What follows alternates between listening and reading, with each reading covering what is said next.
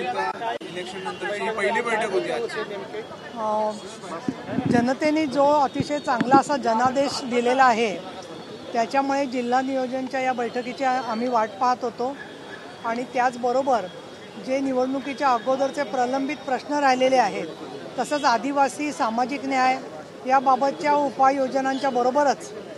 राज्याच्या आणि जिल्ह्यामधले सुद्धा काही प्रश्नांवरती चर्चा झाली आणि माननीय आपले पालकमंत्री अजितदादा पवार याच्यावर बोलतीलच, परंतु ज्या ठिकाणी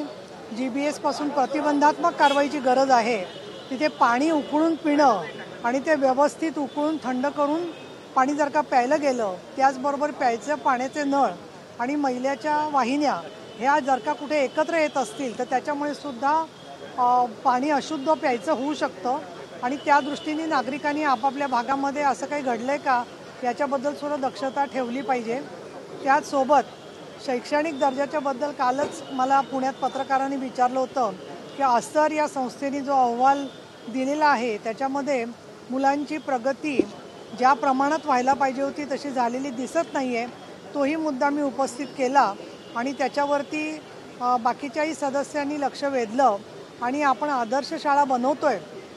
हे स्वागतार्ह आहे, खूप चांगलं काम आहे, पण ज्या कामासाठी मुली शाळेत जातात तिथे त्यांच्या शिक्षणाचा दर्जा वाढावा, त्यांना किमान गोष्टी आल्या पाहिजेत या दृष्टीने एक बैठक आणि त्या असरचा अहवाल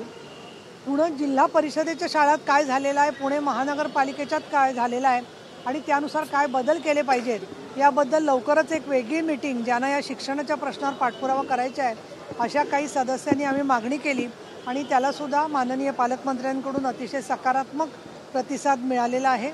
मेट्रोच्या संदर्भात आणि आदिवासी आणि विशेषतः सामाजिक न्यायाच्या योजनांवर देखील एक स्वतंत्र बैठक घेतली जाणार आहे।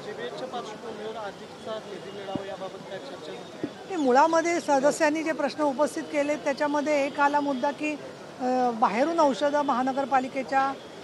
हॉस्पिटलमध्ये लिहून दिली जात आहेत, कमला नेहरू हॉस्पिटलसारख्या ठिकाणी, त्याच्याबद्दल सगळ्यांनी अगदी कडक भूमिका घेतली की महानगरपालिकेमध्ये औषधं बाहेरून न लिहून देता सर्व औषधं मोफत उपचार केले पाहिजेत। त्याचबरोबर खाजगी हॉस्पिटलमधून पिळवणूक होत असेल तर तो सुद्धा जी माहिती आहे ती जर का सरकारकडे आणि जिल्हाधिकाऱ्यांकडे पोहोचवली तर कोविडमध्ये जसं हॉस्पिटलला पैसे परत द्यावे लागले तसं त्यांना पिळवणूक करता येणार नाही आणि त्याचबरोबर वेगवेगळ्या प्रकारच्या हॉस्पिटल्सची माहिती लोकांना होत असताना त्यांच्या जवळच्या हॉस्पिटलमध्ये सुद्धा सुविधा उपलब्ध झाल्या पाहिजेत। निधी राज्य सरकारकडे याबद्दलसाठी व्यवस्थित आहे, DPCमध्ये निधी आहे आणि निधीची कुठली कमी पडू दिली जाणार नाही अशी ग्वाही सन्माननीय पालकमंत्र्यांनी दिलेली आहे।